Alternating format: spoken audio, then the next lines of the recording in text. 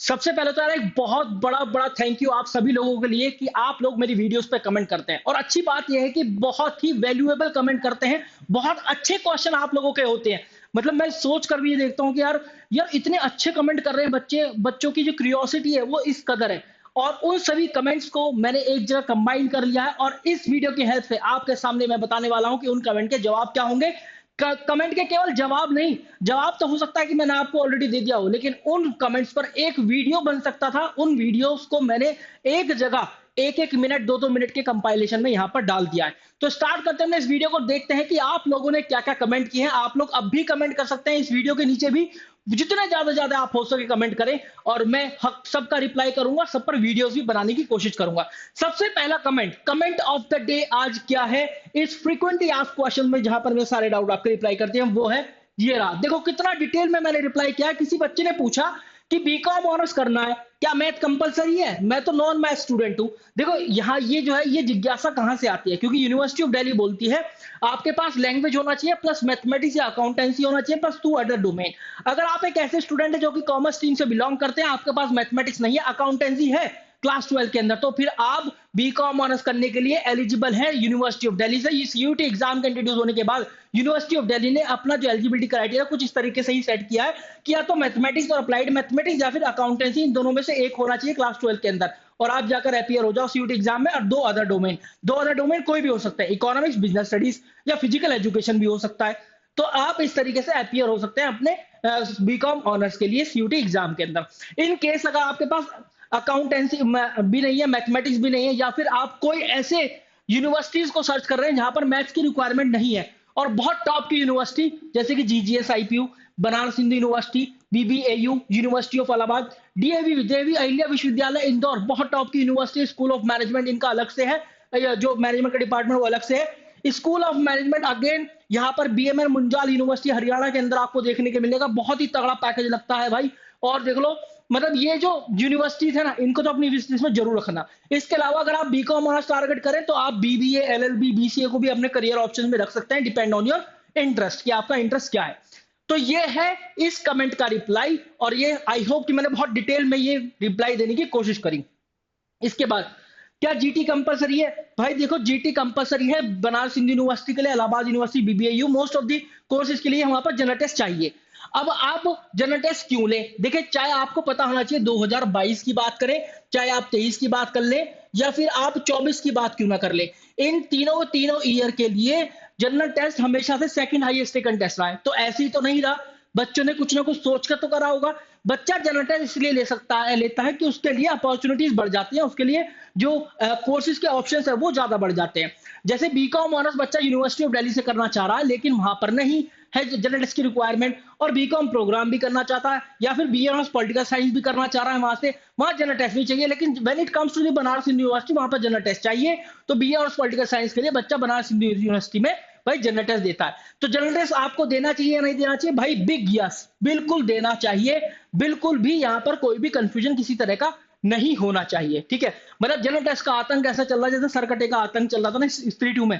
तो general test का आतंक इस तरीके से है। तो don't you do not need to be worried, आपको जनरल टेस्ट लिखना है। इसके बाद बहुत अच्छा कमेंट पूछ डाला बच्चे ने कि मेरे पास 3 डोमेन है, जैसे हिस्ट्री, पॉल साइंस, सोशियोलॉजी, क्या मैं चौथा डोमेन कौन सा फिल करूं? तो चौथा डोमेन आप ऑप्शनल सब्जेक्ट भी जरूर फिल करें। एक बच्चे का एसआरसीसी में देखो कैसे एडमिशन हुआ था। बच्चे ने अकाउंटेंसी फिल करा, बिजनेस स्टडीज फिल करा, इकोनॉमिक्स फिल करा और फिजिकल एजुकेशन फिल करा। क्या आपको पता है, मतलब मैंने उससे कह के फिजिकल एजुकेशन फिल करवाया, और उसके जो फिजिकल एजुकेशन में मार्क्स इतने अच्छे नहीं आते थे, इन तीनों में वो हीरो था। मतलब हीरो अगर मैं मार्क्स की बात करूं तो इन तीनों में उसके अच्छे मार्क्स आते थे। सीयूटी एग्जाम हुआ, सीयूटी एग्जाम का पैटर्न एकदम डिफरेंट बोर्ड एग्जाम से, यहाँ पर मार्किंग स्कीम भी डिफरेंट है, क्वेश्चन को सॉल्व करने का तरीका एकदम अलग। तो भाई उसके पीएचडी में इतने मार्क्स नहीं आए जितने फिजिकल एजुकेशन में आ गए। यूनिवर्सिटी ऑफ दिल्ली ने पहले तो अकाउंटेंसी उठा लिया जो कंपलसरी डोमेन सब्जेक्ट था। देखा, देखो एल्गोरिथम ऐसे काम करती है। देखा कि बच्चे ने अकाउंटेंसी में अपीयर हुआ, इसका मतलब बीकॉम ऑनर्स के लिए वो एलिजिबल है, तो सबसे पहले कंपलसरी सब्जेक्ट उठा लिया। फिर उसने देखे कौन से 3 अदर डोमेन है, कौन से 3 अदर डोमेन, कौन से अदर 2 डोमेन है, सॉरी, क्योंकि क्या है यहाँ पर बीकॉम ऑनर्स का एलिजिबिलिटी क्राइटेरिया क्या है, देखो ये रहा, language plus mathematics plus 2 other domain या फिर अकाउंटेंसी। तो यहाँ पर अकाउंटेंसी उठा लिया यूनिवर्सिटी ऑफ दिल्ली ने। फिर उसने क्या करा, देखा कि किस में सबसे ज्यादा मार्क्स थे? इकोनॉमिक्स में ज्यादा थे, फिर फिजिकल एजुकेशन में थे, फिर सबसे कम बीएसटी में था, बीएसटी उठाया नहीं। मतलब बच्चा वाज वेरी शॉक कि सर बताओ बनारस मेरा बीएसटी का स्कोर ही नहीं उठाया, और मेरा स्कोर जो है वो एनहांस हो गया, 780 से बढ़कर मेरा स्कोर 782 हो गया, और मैं एसआरसीसी से बीकॉम ऑनर्स में एडमिशन ले गया। तो ऐसे बच्चे का एडमिशन हुआ है। तो आपको चतुर चाणक्य वाली तकनीक अपनानी चाहिए। फोर्थ जो है ऑप्शनल डोमेन सब्जेक्ट है, उसको भी बिल्कुल मत छोड़ो। अगला कमेंट देखते हैं। भाई देखो कह रहा है कि मैं मैथ बैकग्राउंड से हूं, मुझे डीयू में बीबी या बीएमएस करना है, bachelor of management studies, bachelor of business administration, financial investment analysis, BBA FIA provide करता है यूनिवर्सिटी ऑफ दिल्ली, जो कि सही Sukhdev college of business studies, सही Rajguru college of applied science for women. ये दो कॉलेज है। इसके बाद यहाँ पर language plus mathematics plus GT बच्चा कह रहा है। क्या मैं पेपर दे सकता हूँ, रिजेक्ट तो नहीं होगा? बिल्कुल दे सकते हो, लेकिन मैं यहाँ सजेस्ट करूंगा language plus mathematics plus 2 other domain भी आप फिल करो, और जनरल टेस्ट फिल करो। ऐसे क्या होगा, बीबीए के साथ साथ कुछ और कोर्सेज के लिए भी एलिजिबल हो पाएंगे, जैसे कि बीसीए और आपका एलएलबी, बीए ऑनर्स, ये बिल्कुल मत स्किप करना। और अगर आप बीबीए या बीएमएस करना चाहते हैं तो university of Delhi, BML Munjal university Haryana, Chitkara university Punjab, और Jain deemed to university Karnataka तो बिल्कुल मत भूलना। इसके अलावा यहाँ पर university of Jammu, BBAU, Baba Saheb Bhimrao Ambedkar university Lucknow, central university Karnataka, central university Tamil Nadu, north eastern hill university, कुछ ऐसी यूनिवर्सिटी है। ये कुछ ऐसी यूनिवर्सिटी जहां पर मैथ्स ही नहीं चाहिए बीबीए वाले बच्चों के लिए, और भाई बहुत तगड़े तगड़े पैकेज लगते हैं। मेक श्योर करना ये जो 3 यूनिवर्सिटी है, इनमें आपका एटलीस्ट 60% मार्क्स तो हो ही क्लास 12 के अंदर। और एक कोई भी यूनिवर्सिटी एक छोटा सा इंटरव्यू प्रोसेस भी जोड़ सकती है, जैसे चितकारा यूनिवर्सिटी पंजाब का तो मुझे पता है छोटा सा इंटरव्यू रखती है, और बीएमए जैन बीएम टू बी यूनिवर्सिटी भी रखती है। तो आपको इंटरव्यू के लिए भी तैयार रहना है, ठीक है। इंटरव्यू में क्या क्या होता है भाई, इंटरव्यू में थोड़ा टेक्निकल राउंड होता है, ठीक है। टेक्निकल राउंड आपका होगा जो कि क्लास 12 से रिलेटेड होगा, एक एचआर राउंड होगा। इसके अलावा इसके अलावा एक और यहाँ पर बात होती है कि आपका मतलब कि पूरा करिकुलम कैसा है, किस तरह से आपने परफॉर्म किया है। तो ये जो है ये एक ही इसमें हो जाता है, कोई बहुत बड़ा हाई फाई वो नहीं होता, कोई बहुत बड़ा। यहाँ पर एचआर राउंड की जगह आप यहाँ पर इंक्लूड कर सकते हैं कि एक रजिस्ट्रार या फिर एडमिनिस्ट्रेशन राउंड। एचआर राउंड तो तब होता है जब आपका जॉब लग रहा होता है, तो एचआर की जगह एडमिनिस्ट्रेशन राउंड हो जाता है। वो सभी एक छोटे से इंटरव्यू प्रोसेस में होता है, बस बच्चे का स्किल सेट चेक करते हैं वहां पर, ठीक है। ये तीनों चारों चीजें हैं जो कि आप तैयार होकर जाएंगे। एडमिनिस्ट्रेशन को क्या रिप्लाई करना है, मतलब आप एक सभ्य व्यक्ति है या नहीं, डिसिप्लिन में रहते हैं या नहीं, है ना, इस तरीके से वो चीजें चेक करेंगे। टेक में आपकी नॉलेज कितनी है ये चेक करेंगे। करिकुलम में आप चेक करेंगे कि क्या क्या पढ़ा है आपका, क्या क्या एकेडमिक बैकग्राउंड रहा है, ये सारी चीजें, ठीक है।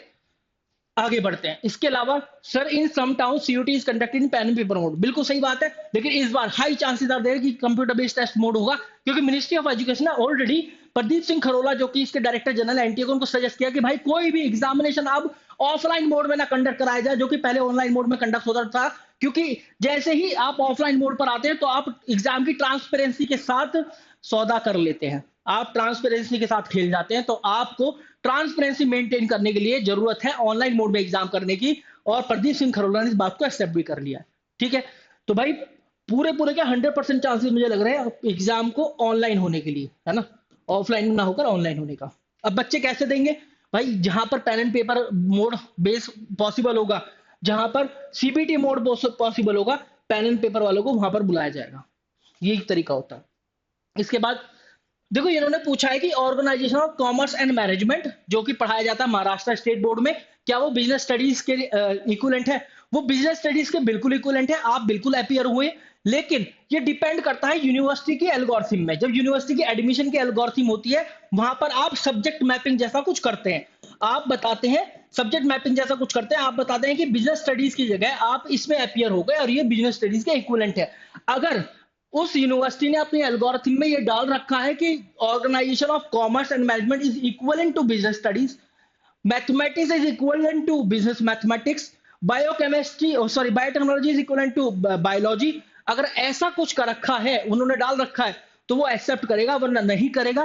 क्योंकि ये सारी चीजें ऑनलाइन होती हैं, अब ऑफलाइन नहीं होती, जहां पर आप फेस टू फेस जाकर उनको समझा पाए, ये सारी चीजें ऑनलाइन होती है, ठीक है। तो ये यूनिवर्सिटी के एल्गोरिथम पर डिपेंड करता है जिसके लिए आप अप्लाई कर रहे हैं।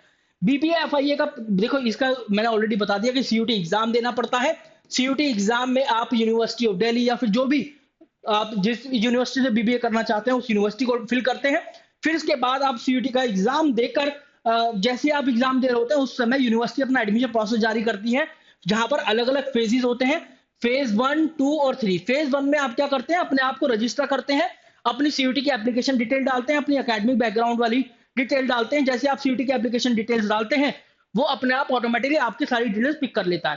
फेज 2 में आप सब्जेक्ट मैपिंग करते हैं, आप बताते हैं कि जो जो सीयूटी एग्जाम के अंदर आप सब्जेक्ट में अपियर हुए हैं, वो आपने क्लास 12 में भी पढ़े हैं, पहला स्टेप। दूसरा यहाँ पर फेज 2 में ये करते हैं कि आप यहाँ पर प्रेफरेंस शीट बनाते हैं। प्रेफरेंस शीट बनाते हैं कि भैया बीबीए के लिए आपको कौन कौन से कॉलेजेस चाहिए। आप एक यूनिवर्सिटी के पोर्टल में है उस समय पर। अब यूनिवर्सिटी के पोर्टल में रहते हुए आप बताते हैं कि बीबीए के लिए मेरा प्रायोरिटी 1 का कॉलेज ये है, प्रायोरिटी 2 का कॉलेज ये है, प्रायोरिटी 3 का कॉलेज ये है, प्रायोरिटी 4 का कॉलेज ये है। मतलब आप यूनिवर्सिटी को बताते हैं जैसे आप सीट एलोकेशन शुरू करेंगे तो सबसे पहले मेरा प्रायोरिटी 1 का कॉलेज चेक करें कि अब जो मेरा सीयूटी का स्कोर आया है वो इस प्रायोरिटी 1 के कॉलेज की कट ऑफ को सेटिस्फाई कर रहा है या नहीं। अगर नहीं करता तो फिर उसके एल्गोरिथम प्रायोरिटी 2 पर जाती है, फिर प्रायोरिटी 3, फिर प्रायोरिटी 4। इस तरीके से एल्गोरिथम काम करती है। और जैसे ही आपको एडमिशन मिलता है आप फी पेमेंट कर देते हैं, मतलब आप सीट को एक्सेप्ट करते हैं, फिर यूनिवर्सिटी आपका डॉक्यूमेंट वेरिफिकेशन करती है ऑनलाइन सक्सेसफुल होने के बाद डॉक्यूमेंट वेरिफिकेशन का, फिर आप वहां पर फी पेमेंट करके एडमिशन ले लेते हैं, अपनी सीट सिक्योर कर लेते हैं। ये एडमिशन प्रोसेस होता है, ठीक है। इसके बाद कौन सा कमेंट है, सर क्या आप पे कोई पेड कोर्स है? हाँ, पेड कोर्स की जगह यहां पर हमेशा बच्चों को पूछना चाहिए। देखो अभी आप क्लास 12 के बच्चों, मैं आपको हमेशा बता रहा हूं, बहुत सारी चीजें सीखने की जरूरत है। पेड कोर्स की जगह बोलना शुरू कर दो वैल्यू फॉर मनी कोर्स, ठीक है। दोनों में बहुत अंतर है। पेड कोर्स कोई भी हो सकता है, लेकिन वैल्यू फॉर मनी कोई कोई सा कोर्स होता है। देखो जैसे वैल्यू फॉर मनी की अगर मैं बात करूं तो हाँ, एक कोर्स मैं आपको यहां पर सजेस्ट कर सकता हूं।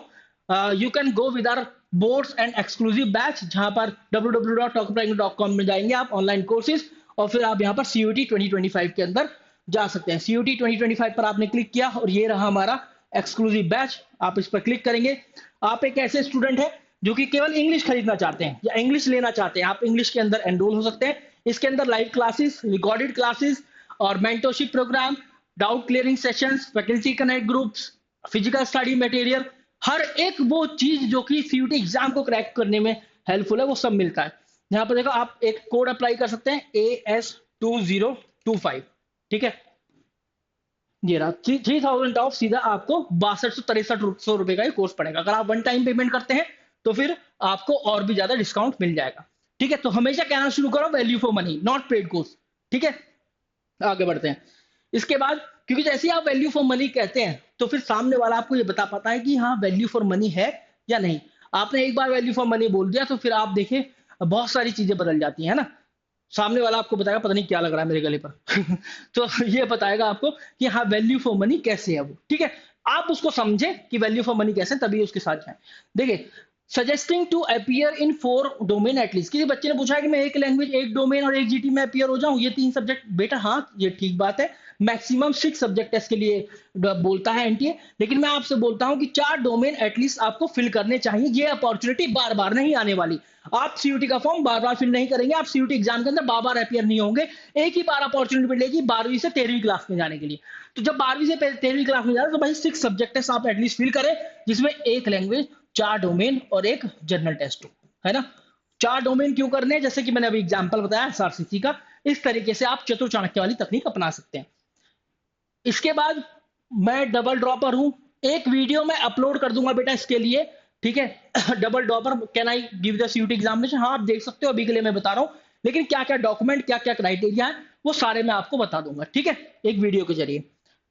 कोई कह रहा है ड्रॉपर की स्ट्रैटेजी, बेटा ड्रॉपर की बहुत ही शानदार स्ट्रैटेजी मैंने बनाई है, और आप उस स्ट्रैटेजी मतलब इस चैनल पे चेक कर लेना। उस स्ट्रैटेजी के नीचे एक पिन कमेंट भी है, जहां पर मैंने पूरी एक्सेल शीट का लिंक डाला हुआ है, और उस एक्सेल शीट पर आपके लिए बहुत सारे फ्री रिसोर्सेज भी मिल जाएंगे। कोशिश करूंगा कि अगर इस वीडियो के नीचे भी वो पिन कमेंट आ जाए तो फिर अब वहां से फ्री रिसोर्स भी एक्सेस कर सकते हैं। पूरा पिन कमेंट के अंदर पूरी स्ट्रैटेजी बताइए कि क्या क्या करना है, कैसे कैसे करना है, ठीक है। नवंबर में क्या करना है, दिसंबर में क्या करना है, सब चीजें। मुझे बीकॉम ऑनर्स करना है, बीएचसी से सब्जेक्ट कॉम्बिनेशन क्या रहेगा, तो देखो बीकॉम ऑनर्स और BCom honours financial market management, 2 तरह के कोर्स कराता है बनारस हिंदू यूनिवर्सिटी। और आपको एफएमएम पे जाना चाहिए, एफएफएम नहीं एफएमएम, इस कोर्स पर जाना चाहिए। बहुत ही न्यू जनरेशन कोर्स है, इसकी डिमांड है फाइनेंशियल मार्केट मैनेजमेंट की। यहां पर क्या है, आप फाइनल ईयर या थर्ड ईयर में जाकर बीकॉम ऑनर्स के अंदर आप या तो फाइनेंस सेलेक्ट करते हैं या फिर आप मार्केट मैनेजमेंट सेलेक्ट करते हैं, मार्केटिंग मैनेजमेंट है ना, मार्केटिंग मैनेजमेंट आप सेलेक्ट करते हैं, मतलब या तो फाइनेंस सीखते हैं या फिर आप मार्केटिंग मैनेजमेंट फोकस रहते हैं। लेकिन एफएमएम में आप हमेशा यही पढ़ते हैं। और जब आपको एक ही सब्जेक्ट स्पेसिफिक स्पेशलाइजेशन मिल जाती है, आप उसमें अव्वल हो जाते हैं, तो भाई आपको इस फील्ड में करियर बनाने से कोई नहीं रोक सकता। काफी नीश कैटेगरी है, काफी लोग इसके अंदर करियर बनाना चाहते हैं। सोचो कि एक आपने कोई भी कोर्स कर लिया, फिर उसका कोई सर्टिफिकेट ले लिया इस कोर्स के अंदर, वर्सेस आपने इसी कोर्स के अंदर कोई डिग्री करी है, और भले ही आप सर्टिफिकेट लो या ना लो, लेकिन आप पर एक टैग लग गया है इस कोर्स से डिग्री करने का। ठीक है, मार्केटिंग की जरूरत आज की तारीख में किसको नहीं होती? जो भी अपना बिजनेस करना चाहता है, करने की सोचता है, मार्केटिंग की जरूरत पड़ती है, हर जगह मार्केटिंग है। ठीक है, आगे बढ़ते हैं। अच्छा, बाकी क्वेश्चन खत्म हो गए। तो काफी अच्छे अच्छे कमेंट लगे मुझे यार आप लोगों के, काफी मतलब मुझे ऐसा लगा कि यार बच्चों ने बहुत अच्छे अच्छे वैल्यूएबल कमेंट पूछे हैं, और मैंने कोशिश करी कि केवल कमेंट का सीधा रिप्लाई ना करूं, कुछ कुछ चीजें भी उसके अंदर ऐड कर सकूं। So you guys can call at 7676534400 and you can book a free of cost counselling session with us. Thank you very much.